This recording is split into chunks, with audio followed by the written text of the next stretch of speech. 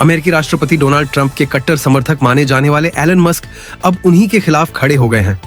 इस बार यह टकराव ट्रंप के प्रस्तावित खर्चीले कर विधेयक को लेकर हुआ है।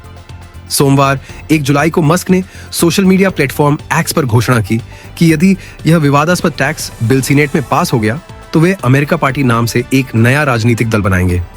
मस्क ने कहा, जो नेता खर्च कम करने का वादा करके चुने गए थे लेकिन अब इस भारी कर्ज बढ़ाने वाले बिल के पक्ष में वोट दे रहे हैं, उन्हें शर्म से सिर झुका लेना चाहिए।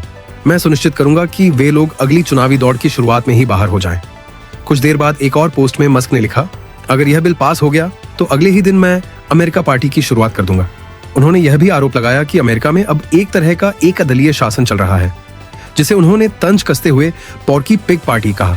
मस्क के अनुसार अब समय आ गया है कि एक नई राजनीतिक शक्ति उभरे जो जनता के वास्तविक हितों की बात करे।